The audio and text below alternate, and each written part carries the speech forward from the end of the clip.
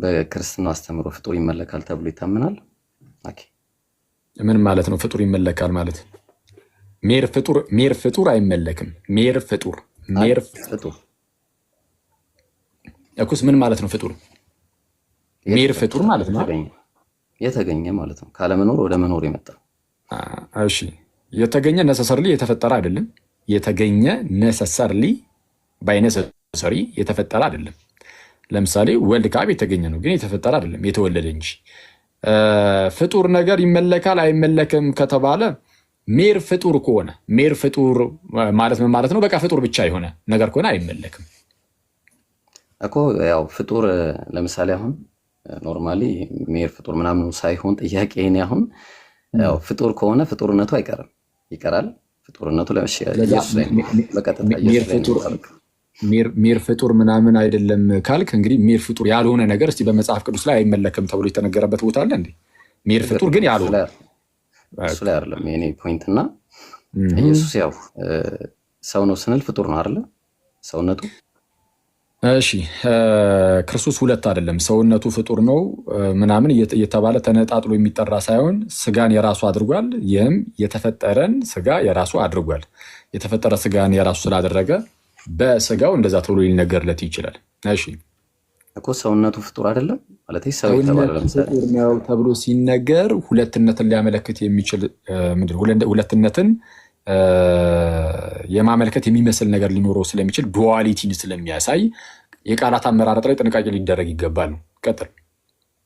ፍጡርነቱ ይቀራል። ኖርማሊ አሁን አንተ እሺ እንስማማና ስጋ ፍጡርነቱን ሳይተው በተዋህዶ ውስጥ ጸንቶ ይኖራል እኮ። ፍጡርነት ያው አልቀረም። ስለዚህ ፍጡርነት ካልቀረ ኖርማሊ ፍጡር ይመለካል ማለት ነው ከፈጣሪነት ጋር። እሺ አየህ፣ አሁን በቃ አንዴ ያዝ አድርጎና ልመልስ።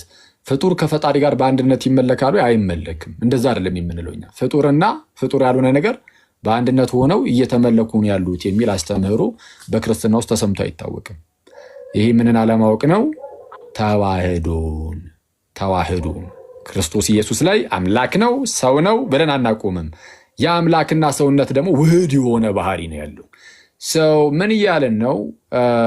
ከዘላለሙ አምላክ የነበረው ያ የሚመለከው አምልኮ የሚገባው ጌታ መጥቶ ፍጡር የሆነ ስጋን የራሱ አደረገ።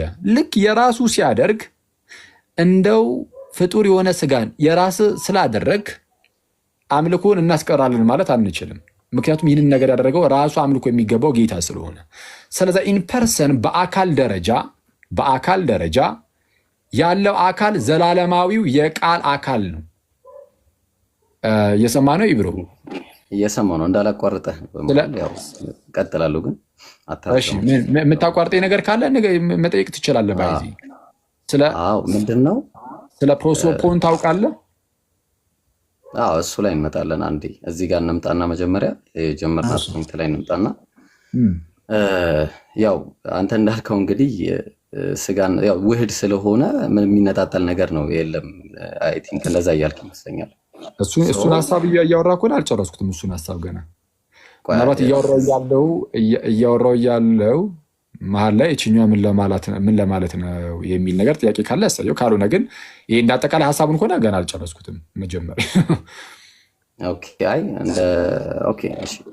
ላይክ ባኬን ፎርዝ ብናደርገው ጥሩ ነው። ላይክ ረዥም የሆነ ይቻላል። ባኬን ፎርዝ እናደርገው ችግር የለም። ይህንን ነገር ለመረዳት ፕሮሶፖን ታውቃለህ? ስለ ፕሮሶፖን አይደል? አውቃለሁ። ችግር የለውም። እሱ ላይ እንመጣለን። መጀመሪያ እዚህ ፖይንት ላይ እንምጣ አንድ ጊዜ።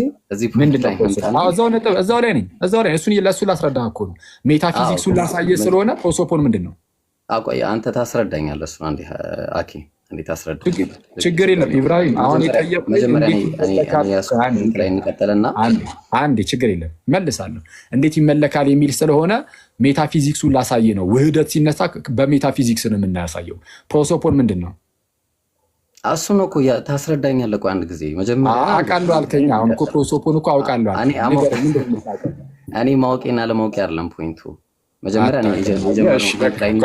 ሚዩት አድርገው። አንዴ አታውቅም ፕሮሶፖን አታውቅም። አታውቅም ብለህ ደምድመህ የኔን ፖይንት ለማስረሳት ንገረኝ። እሺ የምታውቅ ከሆነ ንገረኝ። እሺ ቶሎ በላ። ሌላውን ተሆና እዛ ላይ ነው ነጥቡ።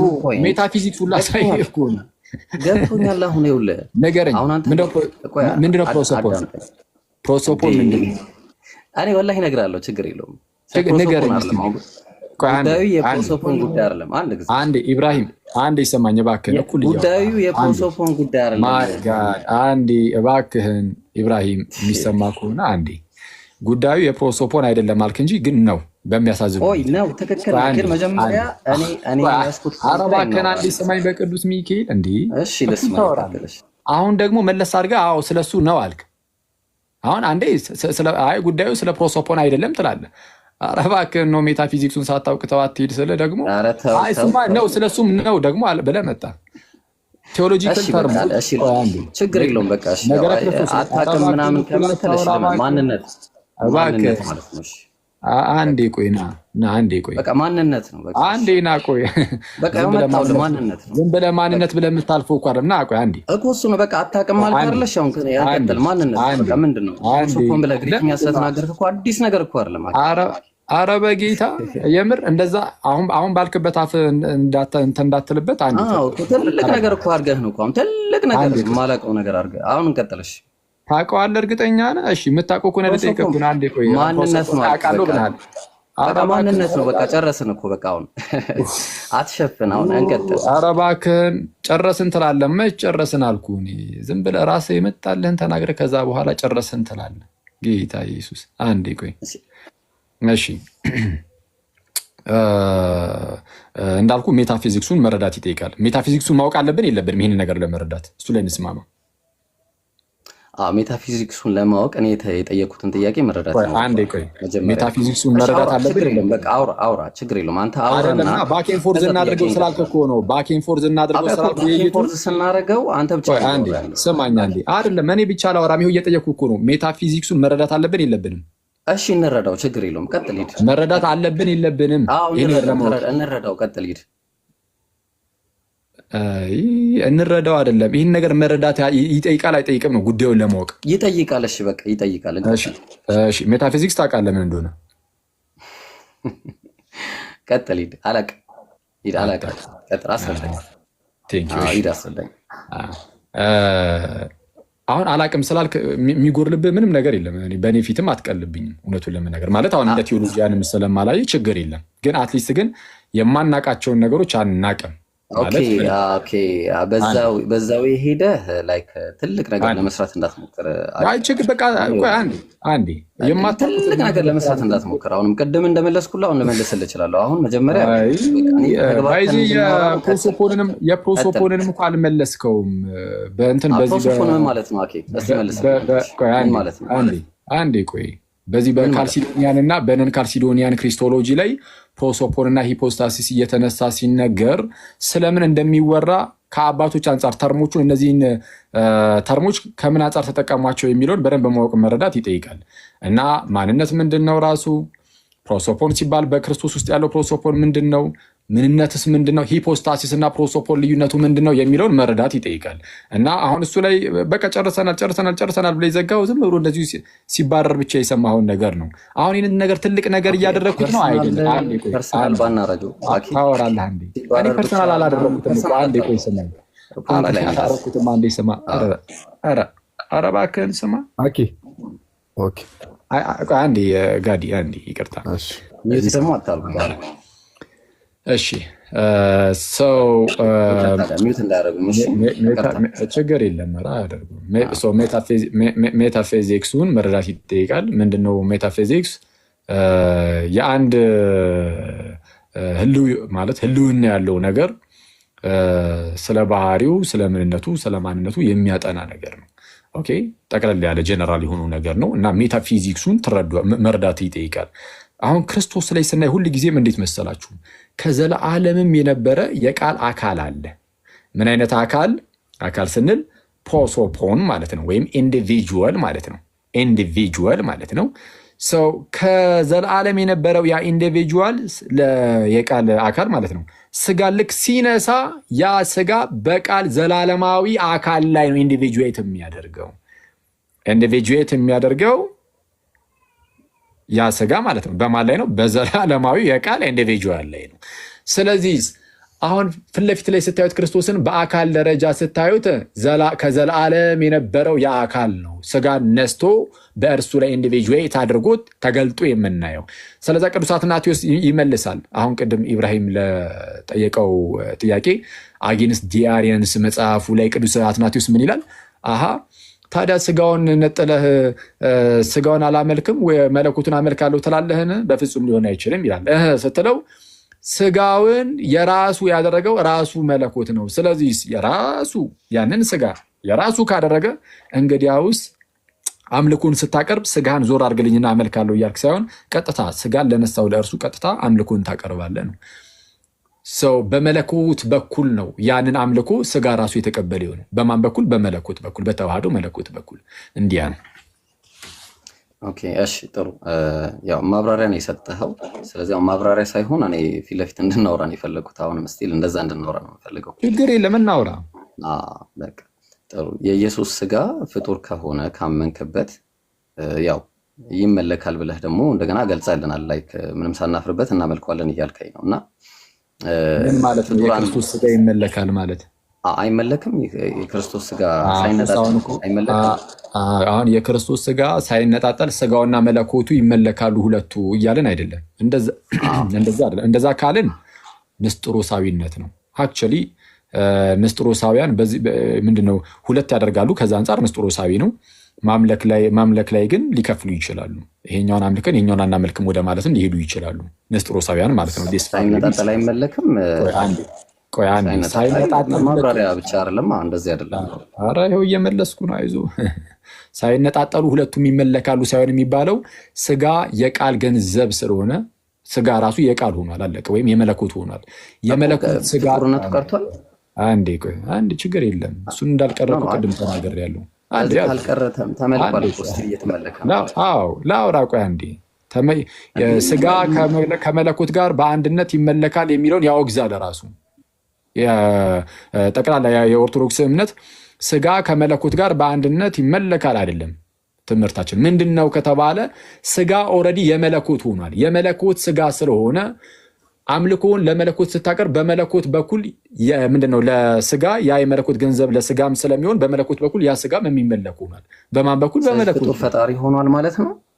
ፍጡር ፈጣሪ ሆኗል እያልከኝ ነው። ከዛ በኋላ ፍጡር አይደለም። አይ ቆይ አንዴ፣ ፍጡርነቱን ትቶታል አላልኩም። አሁንም ተመልከት እንግዲህ ያልተባልከውን እያልክ ነው። ያ ፍጡሩ ስጋ ቆይ አንዴ፣ ያ ፍጡሩ ስጋ ፈጣሪ ተብሎ ይጠራል?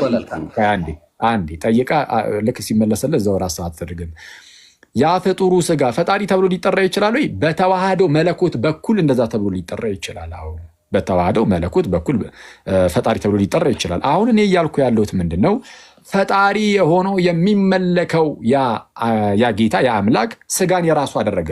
መመለኩ ይቆማል ወይ? አይቆምም። ስጋን የራሱ ስላደረገ ብቻ ስጋህን ዙር አድርግልኝና መለኮትህን ብቻ ላምልኮ አይባልም። እርሱ በቃ አላፈረበትም፣ ስጋን የራሱ አድርጓል። ስለዛ አንተ አምልኮን ቀጥታ ለዛ ስጋ ለሆነው ስጋን ለያዘው አምላክ ስጋን ለያዘው ጌታ ለእሱ አምልኮን ታቀርባለን ነው። አለቀ። ይሄ ነው። ምንም ግራ የሚያጋባ ሁለቱ በአንድነት ሙሉ በሙሉ እያወራህ አስወራኝ እንጂ አሁን እኮ አልሸሹም ዙር አላሉ። እየጠየክ ስለሆነ ማልማል ላይ እኮ እያወራሁ ነው። እኔ ማልማል ነው አንተ ማልማል ነው የምታወራው። ሁለቱ ይመለካሉ ማለትና አሁን እኔ አንዴ ቆይ እባክህ ኢብራሂም አንዴ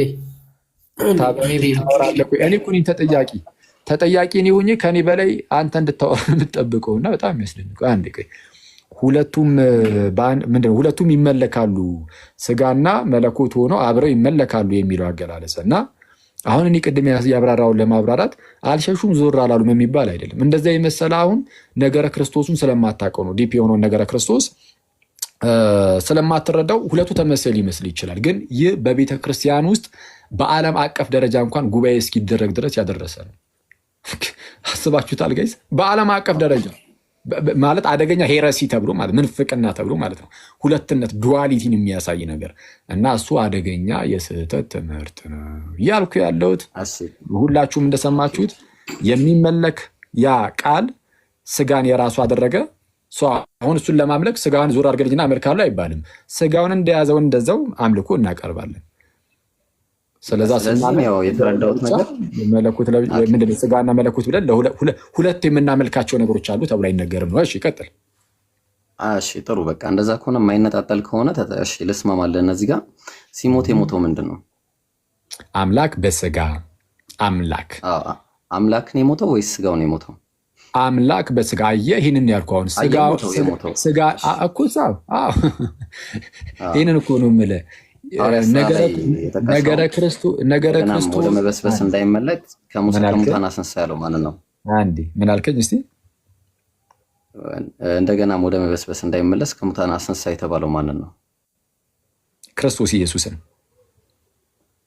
እኮ። ማን ያስነሳው? እሺ ያስነሳው እዛ ክፍል ላይ አብን ነው የሚለው። የእግዚአብሔር መንፈስ እንዳስነሳው ብሎ ሌላ ክፍል ላይ ደግሞ የእግዚአብሔር መንፈስ እንዳስነሳው ይናገራል። በሌላ ክፍል ላይ ደግሞ ራሱ እንደሚያስነሳው ደግሞ ይናገራል። ስለዛ ለአብም ለወልድም ለመንፈስ ቅዱስም ይነገራል ማስነሳው።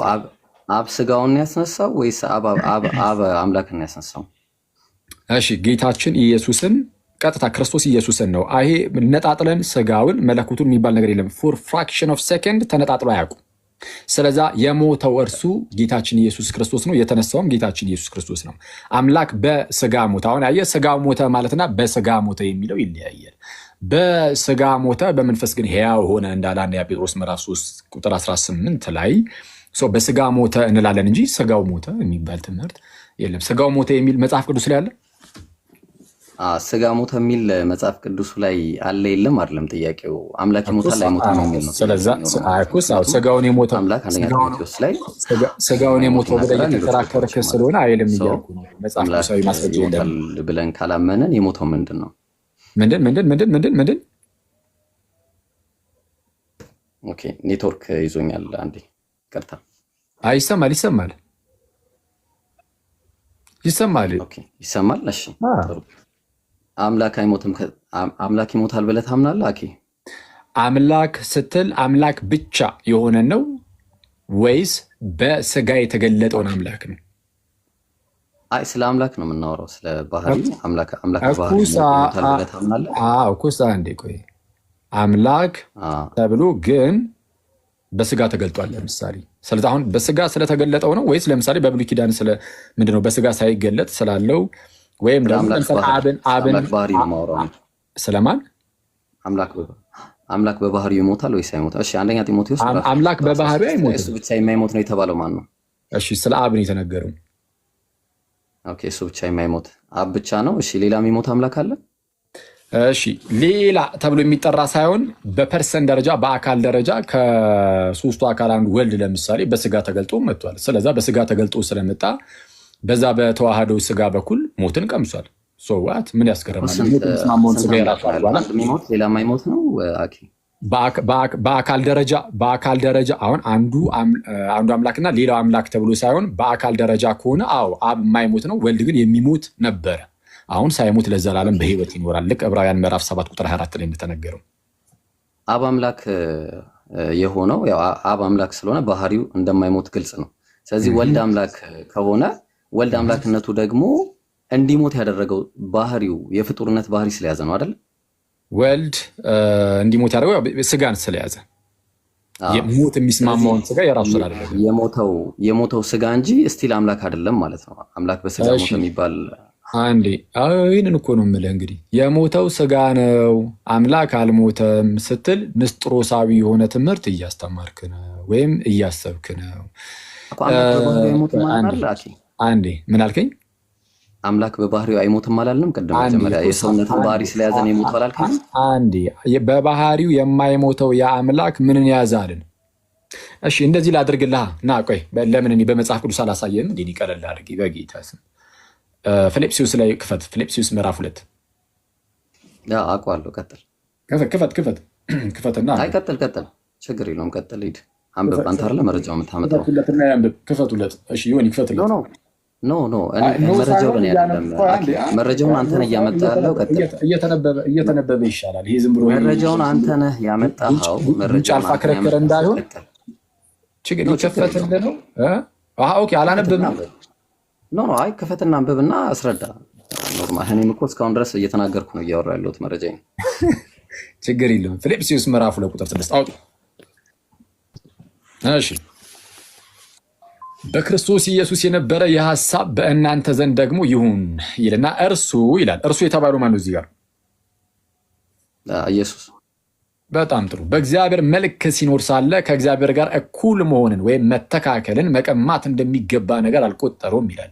ከእግዚአብሔር ጋር ምን ማለትን ይላል? በመጀመሪያ ከእግዚአብሔር ጋር ከሚለው በፊት በእግዚአብሔር መልክ ሲኖር ሳለ የሚለውን እንቀጥል ይቻላል። እሺ በእግዚአብሔር መልክ ሲኖር ሳለ በእግዚአብሔር መልክ ሲኖር ሳለ ነው የሚለው ወይስ እግዚአብሔር ሆኖ ሳለ ነው የሚለው?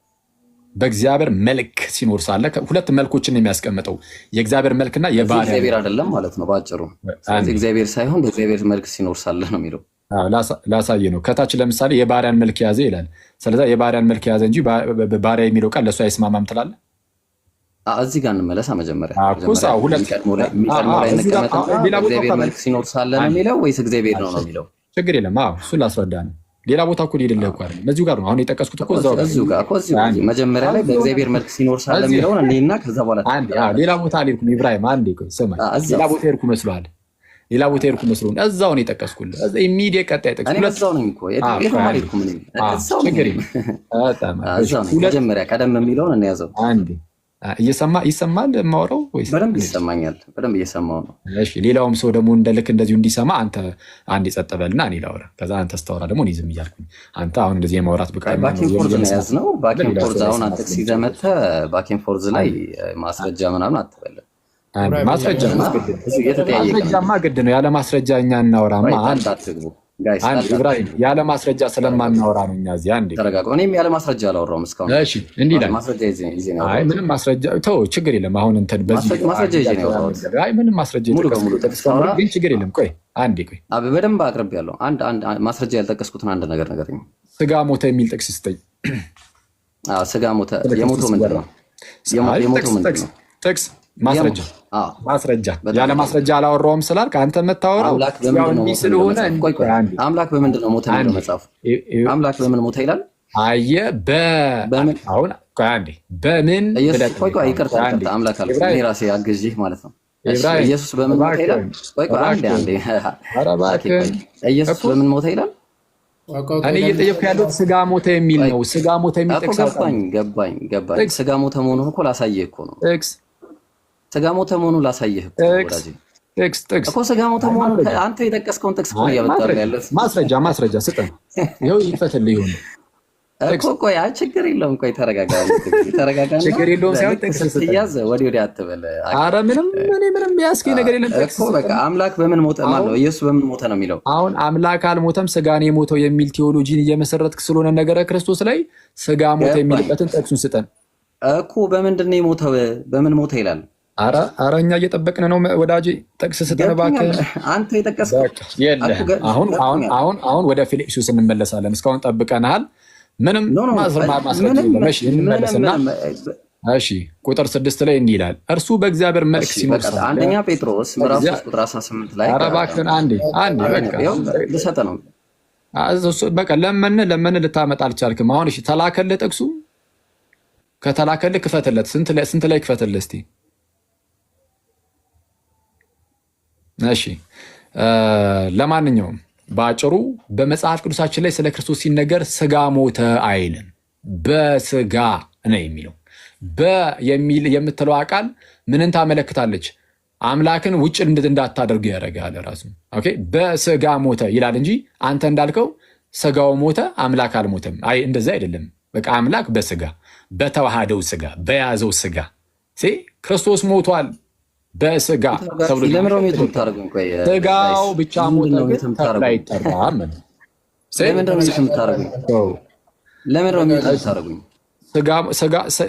ስጋ ሞተ የሚል ጥቅስ አለ። አዎ አለ። ላሳይ ነው። ለምንድን ነው ሚዩት የምታደርጉት? ሴር ለምን አትወሩም? አውጡለት። ያወራው ያለው አውጡለት። ብቻህን አታውራ። አብረን እናውራ። አምላክ ቆይ አዳምጠኛ ጥቅስ ቆይ አንደኛ ጴጥሮስ ምዕራፍ 3 ቁጥር 18 ላይ የመጣ ነው። ቆይ አንዴ በቃ ያውጣው መጀመሪያ ጥቅሱን መጀመሪያ ያውጣው። ኢብራሂም ተረጋጋ። አንደኛ ጴጥሮስ ላይ ጥቅሱን ያውጣው መጀመሪያ። በቃ አሁን ሚውት መደረግ አለበት። ታደርጋለህ አንዴ ያውጣልህ አንዴ አረባክ ያውጣልህ በጌታ ስም። እሺ ከዛን ያወጣውና ታነበዋለህ ራስህ ደግማችሁ ታረጋችሁ። ያው በቃ አንደኛ ጴጥሮስ ምዕራፍ 3 ቁጥር 18 ላይ መጀመሪያ ጥቀስ። መጀመሪያ ደግማችሁ ማውራት አልፈለጋችሁም ማለት ነው። እሺ ቁጥር 18ን የጠቀስከው ማስረጃ አንብበው። በቃ እኮ ላነብልህ እኮ ነው። አንዴ ረጋ ሚውት ማንንም አያረግህም። ቀጥል። በቃ ከዚህ በኋላ ካረጋችሁ ማውራት አልፈለጋችሁም። እሺ አይ ኖ ቆይ አንዴ ሚውት ካደረግን ካንተ ጋር ማውራት አልፈለግንም ብቻ አይደለም። እንደዛ ከተጠየቀው ውጪ ክርስቶስ ደግሞ አንዴ ከተጠየቀው አረባክህን አንዴ ምን አይሰማም መረጃ አንተ ከጠየቀው ውጭ የምታወራም ከሆነ ማውራት አልፈለግም ማለት ነው ብለን አንተ ነህ ማውራት ያልፈለግከው። ከአሁን በኋላ ኮምፕሌን እንዳያደርግ ትልቅ ሆነሃል።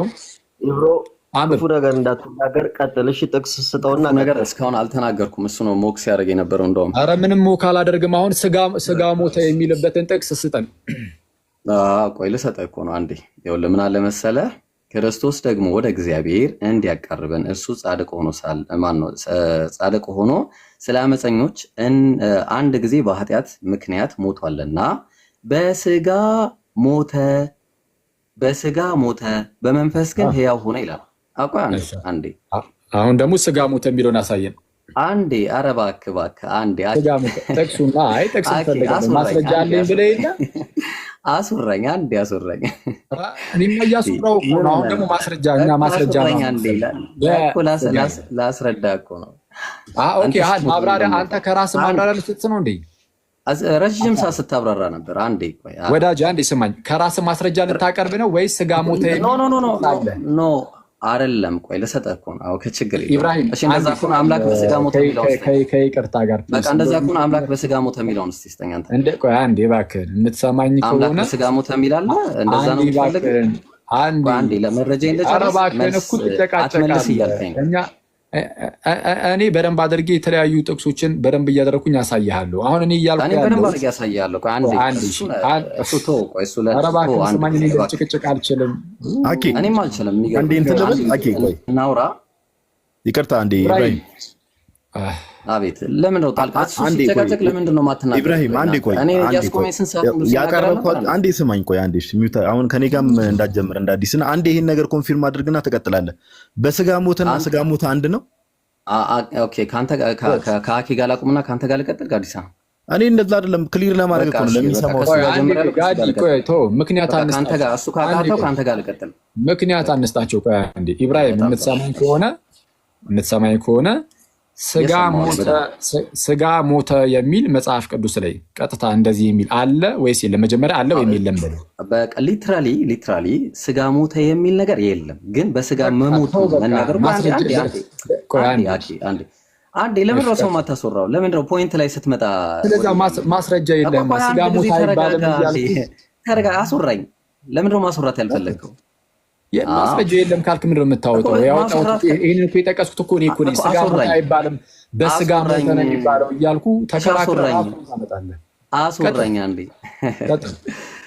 ማንም ሰው ቢሆን የሚሞተው ስጋው እንጂ መንፈሱ አይደለም ራሱ ማለት እና በስጋ ሞተ በመንፈስ ግን ሕያው ሆነ ሲል የሞት ማለት በራሱ የስጋና የመንፈስ መነጣጠል ነው። ምንም ጥያቄ የለውም። ስለዚህ በስጋ ሞተ ሲል ኢየሱስ ስጋው መሞቱ ግልጽ ነው ኦልሬዲ ማለት ነው። ስለዚህ በስጋው ሞተ ማለት ኢየሱስ ስጋው ሞቷል። ለምን? ፍጡር ስለሆነ ሞቷል። ስጋው የተፈጠረ ስለሆነ ማለት ነው። ስጋ ፍጡር ስለሆነ ስጋው ሞቷል የሚል እስቲ ማስረጃ አስጠኝ። ስጋው ፍጡር አይደለም ብለህ ታምናለህ? አይደለም ስጋው ፍጡር አይደለም ብለህ ታምናለህ? ካላመንክ ችግር የለውም አላመጣም። ካላመንክ አላመጣም። ስጋው ፍጡር አይደለም ብለህ ካላመንክ አላመጣም። ችግር የለውም። ኧረ እባክህን እኩል አታውራ፣ አታደናቁረኝ በጌታ ስም። ስጋው ፍጡር ነው የሚል ማስረጃ አስጠኝ እኮ አይደለም ያልኩህ። ፍጡር ስለሆነ ስጋው ሞተ የሚል ማስረጃ አስጠኝ። ፍጡር ስለሆነ ስጋው ፍጡር ስጋው ፍጡር ስለሆነ ፍጡር ስላልሆነ ነው የሞተው ብለህ ካመንክ አላመጣም መረጃ፣ ችግር የለውም። እሺ ስለዚህ ስጋው ፍጡር አይደለም ብለህ ካመንክ ችግር የለውም፣ አላመጣም መረጃ አላመጣም። አንዴ ፍጡር ስላልሆነ ስጋው ሞተ ብለህ ከተናገርክ አለ ወዳጃችን፣ እንደዛ አይደለም ያለው በአጭሩ። አንዴ እኩል አታወራ፣ አንዴ እባክህን ጌታ ኢየሱስ። እኩል እያወራሁ አይደለም። ኧረ አትረብሽ እባክህን። ኧረ እየለመንህ ነው። በስመ አብ። እንደዚህ በዚህ ደረጃ አሁን በኋላ የምትረብሽ ከሆነ በነገራችን ላይ ያና ላይ ማውራት ፍላጎቱ ስለሌለ ሊሆን ስለሚችል ወይ ዝም ብለህ ሰበብ አታብዛ። እኔ አላወራም። ያው ቀጥል፣ ሰበብ አታብዛ። አልወጣም ዛሬ ይቀጥል። በጌታ በጣም እኮ ነው ታግሰን የምናወራቸው ጌታ ኢየሱስን። በስመ አብ። እሺ ከቅድም ጀምሮ ለማስረዳት እንደሞከርኩት ክርስቶስ ላይ ሲወራ ስጋው ሞተ አምላክ አልሞተም ስጋ ሞተ እያልክ ነጣጥለህ ለሁለት እንደዚህ አይነገርም። ሰው ምንድነው የሚባለው ከተባለ በስጋ ሞተ ነው የሚባለው። አንደኛ ጴጥሮስ ምዕራፍ 3 ቁጥር 18 አሁን ፊት ላይ የምታዩትን አንስቼ ጠቀስኩኝ። ስለዚህ ስጋው ሞተ ሳይሆን በስጋ ሞተ ነው የሚባለው አልኩት። ወዳጃችን ግን አይ በቃ ስጋ ሞተ አምላክ አልሞተም ስጋ ሞተ እንደዛ እያለ በቀጥታ ኧረ እንደዛ አይባልም ያለ ማስረጃ እያወራ ነው። ኧረ እኔ ማስረጃ አለኝ አምጣ ሲባል በቃ የለም ስጋ ሞተ የሚል የለም ማለት በቃ አለቀ፣ ማስረጃ የለም። ታዲያ ምንድነው ሲባል አይ በቃ በስጋ ሞተ የሚል አለ። በቃ በስጋ ሞተ ይላል። ነገረ ክርስቶስን መረዳት ይጠይቃል። ዝም ብለን እንደመጣልን እንዲሁ ዝም ብሎ የምንጎርፍበት የምንፈስበት አይደለም። ማወቅ ይጠይቃል። የቃልና የስጋን ውህደት የመለኮትና የትስብእትን ውህደት ተረርቶ ነው እንጂ መነገር ያለበት እንዲሁ አይደለም። ለማንኛውም አሁን ስጋ ሞተ የሚል ከሌለ ይሄ በስጋ ሞተ የሚለውን ከሆነ እንደዛ እያልክ ያለው ይሄንን ያዝ እናደርገውና ያው ስጋ ሞተ የሚል ስለሌለ ማለት ነው። ቀደም አውጥቼ የነበረው ጥቅስ ስላለ እሱ መረሳት ስለሌለበት ወደዛ እንመለሳለን። ፊልጵስዩስ ምዕራፍ 2 ቁጥር 6 ምዕራፍ 2 ቁጥር 6 አንዴ ይቅርታ፣ እዚህ ላይ መጀመሪያ መጨረስ አለብን። በቃ የለም አልከኝ። መጨረስ አለብን። ተስማምተን ነው መጨረስ ያለብን። እኔ አልጨረስኩም። አንተ ጨረሰ ብቻ ልትሄድ ነው ሊያብራራ አልክ እኮ። አሁን አንተ እኮ ጊዜ ተሰጥቶ ልትሄድ ነው። ኧረ እባክህን ጊዜ ተሰጥቶ አብራራ። በስጋ እኛ ጋር አይሰራም እንደዚህ አይነት ነገር። ብቻህን አብራርቶ ሄድም የለም። ኢብራሂም ትሰማኛለህ? አብራርተሃል ራስህም። ኖ አላብራራሁም የሚለው አሁን ጭቅጭቅ ነው። ረጅም ሰዓት አዳመጥ። አንዴ እባክህን ረጅም ሰዓት አዳምጫለሁ። ላውራ ውረድ በቃ ማውራት አልፈለክም። እርግጠኛ ሆኜ በቃ እንዳታስወጡኝ። ሲሪየስሊ ማውራት የምትፈልግ ከሆነ አንድ ጊዜ ተረጋጋና ለመስማት ሞክር። ቀደም ብለህ አንተ ይኸው በስጋ ሞቴ የሚል አለ። በስጋ ሞቴ የተባለው ከዚህ አንጻር ነው፣ ስጋው ፍጡር ስለሆነ ነው ምናምን የሚሉ ነገሮችን አስቀመጥክ፣ ተናገርክ። ኦኬ እሺ፣ እንዲህ ብለህ ስትናገር ቀበል አደረኩና አይ ከዚህ አንጻር ነው ብዬ ደግሞ አስቀመጥኩኝ። አንተም የራስን ማብራሪያ አስቀመጥክ፣ እኔም የራሴን ማብራሪያ እንግዲህ አሁን ከመጽሐፍ ቅዱስ አንጻር ያለውን ነገር አስቀመጥኩልህ። ኦኬ አንተም አብራርተሃል፣ እኔም አብራርቻለሁ። ከመጽሐፍ ቅዱሱ ጋር እና ከአጠቃላይ ትምህርት ጋር የሚሄደውን ነገር ሰዎች ሰምተው ይቀበላሉ። ገና ለገና አንተ ልክ ሳብራራ እንደው የሆነ ሀሳብህ የተመታ ስለመሰለህ ብቻ በቃ እኔም የሆነ ነገር ካላልኩ አይባልም። አሁን አስቀድመን ወደ አነሳ ነው ይሄ ዝም ብለን የሆነች ቦታ ላይ ብቻ አስተካክለን መቅረት ስለሌለብን ወደ ፊልጵስዩስ ደግሞ እንመለሳለን። እዛ ላይ በጣም ግልጽ የሆነ ነገር ስላስቀመጥን በቂ ነው። ፊልጵስዩስ ምዕራፍ 2 ቁጥር 6 ላይ እንሄዳለን። ምንድነው ግን ሚዩት የምታደርጉኝ? እኔ እኮ በጣም የሚገርመኝ ነገር ማለት ነው ሚዩት የምትደረገው ጭቅጭቅ ሊፈጠር ለምንድን ነው? አንተ ረጅም ሰዓት አወራ፣ ለእኔ ለምንድን ነው? አንተ ምን ያወራ ነው? ሁለታችን አንተ ብቻህን ለማውራት ምንድን ነው ለመማር ያወራ ነው? እባክህን እዚህ ጋር አትዋሽ። ከ3000 ምናምን ሰው ፊት አትዋሽ ናቸው።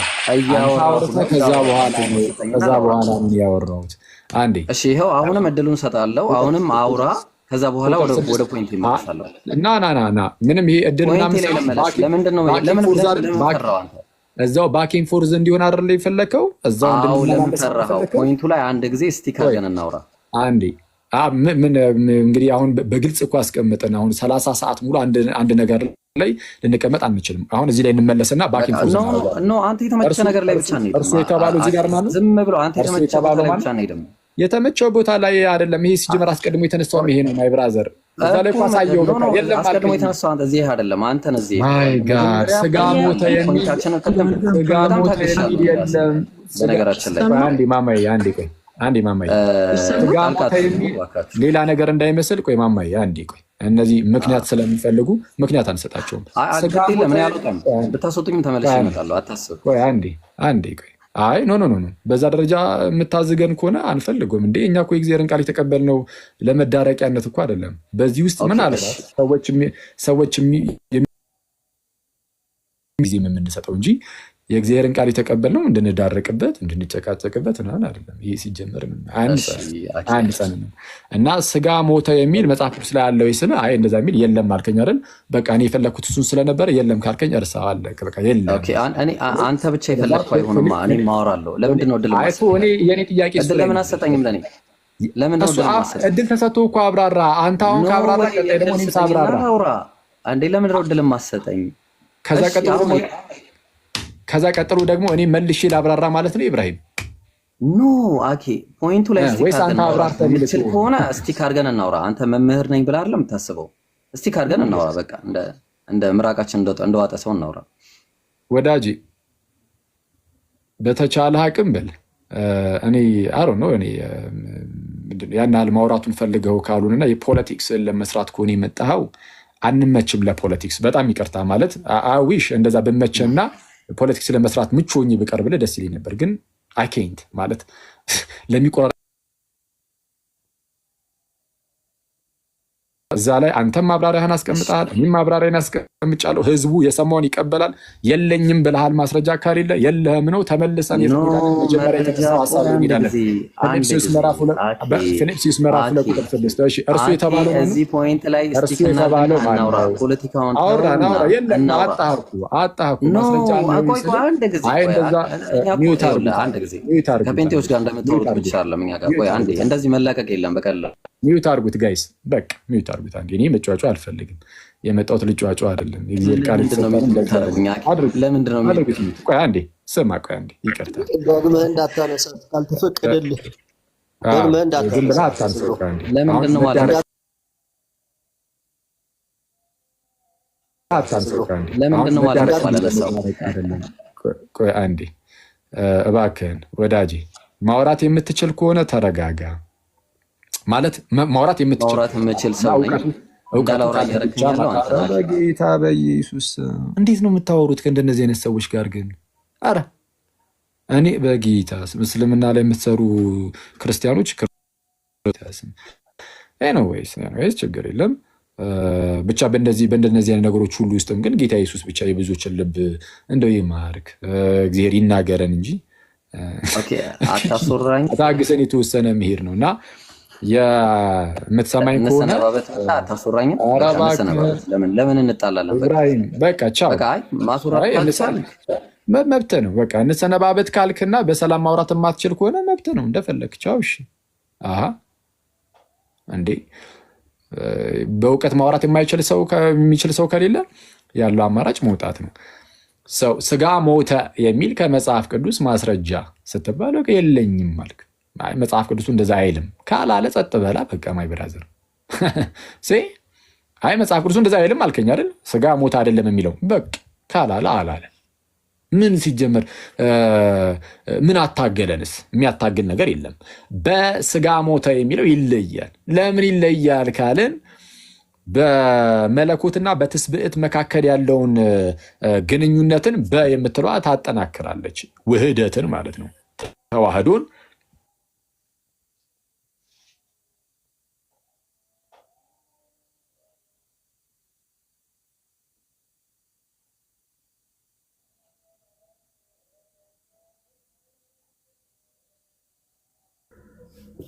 አኬ ተቋርጦ ነው አይደለ? ያኬ ነው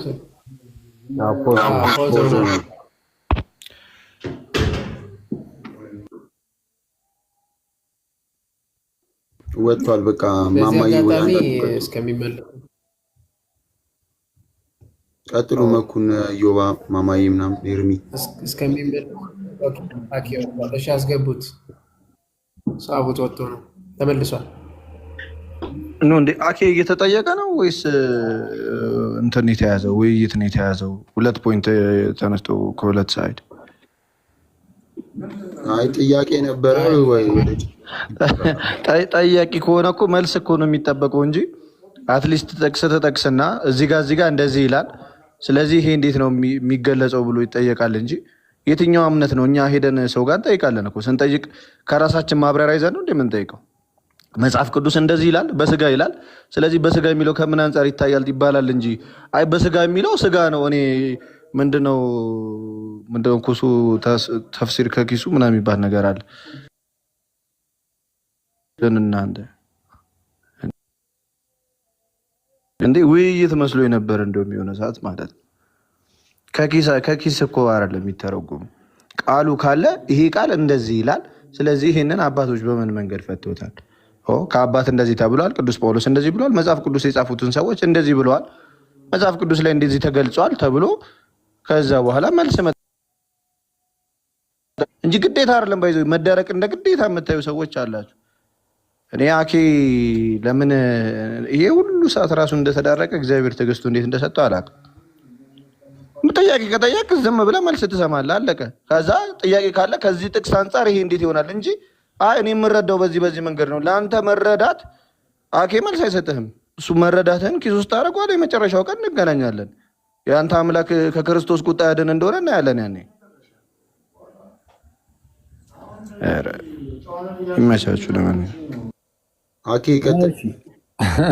እሺ ሰዎቻችን ያችኛው ስልክ ይዘጋችና በዚህ ገባው ማለት ነው። እሺ በአጭሩ በቃ የተነሳው ነገር ክርስቶስ ላይ ምንድነው? ነገረ ክርስቶስ እንደዚህ ዝም ብሎ ሰዎች ማንኛውም ሰው እየተነሳ እንደዚህ ዝም ብሎ የሚያወራው አይደለም። እስልምና ላይ ብዙ ሰዎች ሲጀምር ነገረ ክርስቶስን አይረዱትም። ሜታፊዚክስ ምን እንደሆነ የማያውቅ አንድ ሰው ተነስቶ በቃ ሜታፊዚክሱን ሳያስቡ ሜታፊዚክስ ምን እንደሆነ አያውቅም፣ ግን ሜታፊዚክስ የሆኑ ጉዳዮች ላይ ገብቶ በጣም ለመተንተን ሲሞክር እናያለን አንዳንድ ሰው እና አንደኛ ሜታፊዚክስ ምን እንደሆነ ራሱ ገና ጨራሹ አላውቅም ነው ያለው ወዳጃችን። እሺ ስጋ ሞተ የሚል ነገርን ሲያስቀምጥ ስጋ ሞተ ሳይሆን በስጋ ሞተ የሚለው ነው የሚገልጸው የሚል ነገርን አስቀምጥን።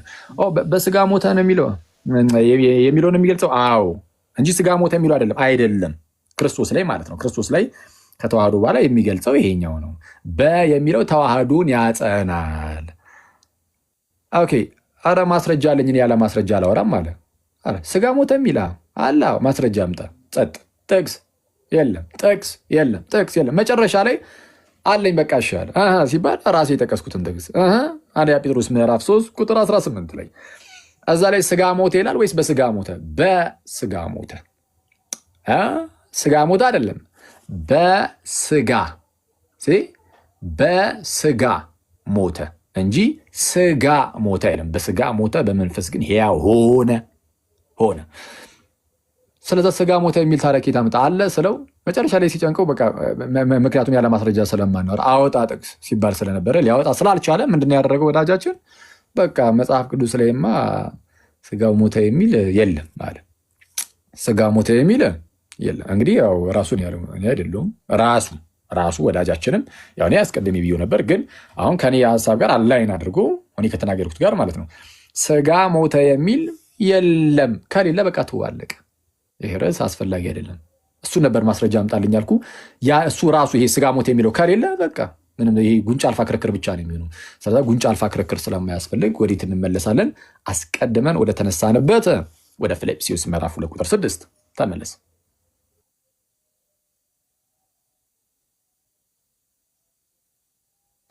እሺ እርሱ በእግዚአብሔር መልክ ሲኖር ሳለ እርሱ የተባለው ጌታችን ኢየሱስ ነው። በእግዚአብሔር መልክ ሲኖር ሳለ ከእግዚአብሔር ጋር መተካከልን መቀማት እንደሚገባ ነገር አልቆጠረም፣ ወይም መቀማት እንደሚገባ ነገር አልቆጠረም ይላል። እሺ እርሱ በእግዚአብሔር መልክ ሲኖር ሳለ ይላል። እግዚአብሔር ሳይሆን ያለው በእግዚአብሔር መልክ ሲኖር ሳለ ነው የሚለው አለ። አዎ እግዚአብሔር የሚለው እዚህ ጋር አብን ነው። ከዛ በኋላ በእግዚአብሔር መልክ ሲኖር ሳለ አለ። ስለዛ በእግዚአብሔር መልክ ሲኖር ሳለ ነው ያለው። በእግዚአብሔር መልክ መኖር ማለት ግን ምን ማለት ነው? ምን ማለት ነው? በእግዚአብሔር መልክ መኖር ማለት ከእግዚአብሔር ጋር ተካክሎ መኖር ማለት ነው። እሱን እዛው ጋር አብራርቶታል። እርሱ በእግዚአብሔር መልክ ሲኖር ሳለ ከእግዚአብሔር ጋር መተካከልን ወይም እኩል መሆንን መቀማት እንደሚገባ ነገር አልቆጠረውም። ከእግዚአብሔር ጋር እኩል መሆንን መተካከልን በእግዚአብሔር መልክ ስትኖር ከእግዚአብሔር ጋር መተካከል አለ፣ ከእግዚአብሔር ጋር እኩል መሆን አለ። ከዛ በኋላ ይሄ ራሱ ግን ከእግዚአብሔር ጋር መስተካከልን መቀማት እንደሚገባ ነገር አልቆጠረውም የተባለው ያ ጌታ ደግሞ የባሪያን መልክ ደግሞ ያዘ ተባለ። ነገር ግን የባሪያን መልክ ይዞ በሰው ምሳሌ ሆኖ ራሱን ባዶ አደረገ አለ። የባሪያን መልክ የያዘው ማን ነው? እዚህ ጋር የባሪያን መልክ የያዘው ማን ነው? በእግዚአብሔር መልክ ሲኖር የነበረው ከእግዚአብሔር ጋር እኩል የሆነው እርሱ ከእግዚአብሔር ጋር የተካከለው ከእግዚአብሔር ጋር የተካከለው እኩል የሆነው እርሱ የባሪያን መልክ ደግሞ ያዘ። ስለዚህ የባሪያን መልክ ይዞ የመጣው እኮ እርሱ ነው። በሰው ምሳሌ ሆኖ ራሱን ባዶ አደረገ የተባለው ራሱ ነው። ማን? ከእግዚአብሔር ጋር የሚተካከለው ከእግዚአብሔር ጋር የተካከለው እርሱ ራሱን ባዶ አደረገ ተባለ። ስለዚህ አሁን ራሱን ባዶ አደረገ የተባለው እሱ ለምን? የባሪያን መልክ ይዞ አለና በሰው ምሳሌ ሆኖ አለና። ቀጠል አድርጎ ምን ይላል? በምስሉም እንደ ሰው ተገኝቶ ራሱን አዋረደ እንኳን ተባለ። ራሱን አዋረደ የተባለው ማን ነው? አምላክ ወይም በእግዚአብሔር መልክ ይኖር የነበረው ወይም ከእግዚአብሔር ጋር የተካከለው እርሱ ራሱን አዋረደ። ለሞትም ይኸውም የመስቀል ሞት እንኳ የታዘዘ ሆነ። እሺ ማን ነው ለሞትም ይኸውም የመስቀል ሞት እንኳ የታዘዘ ሆነ ተባለ አይደል? ለሞት የታዘዘ ሆነ የተባለው ማን ነው? ራሱ በእግዚአብሔር መልክ ይኖር የነበረው ከእግዚአብሔር ጋር የተካከለው እኩል የሆነው ማለት ነው እርሱ ነው። ይኸው ሞት የተባለው ራሱን አዋረደ፣ የባሪያን መልክ ያዘ፣ ሰው ሆነ እየተባለ ያለው። ስለዚህ የሞተው አምላክ ነው አይደለም? ነው። እንዴት? የአብርሃምን ዘር ይዞ የባሪያን መልክ ይዞ በሰው ምሳሌ ሆኖ በምስሉ እንደ ሰው ተገኝቶ ምን አደረገ? ለሞት ይኸውም የመስቀል ሞት እንኳ የታዘዘ ሆነ። ስለዛ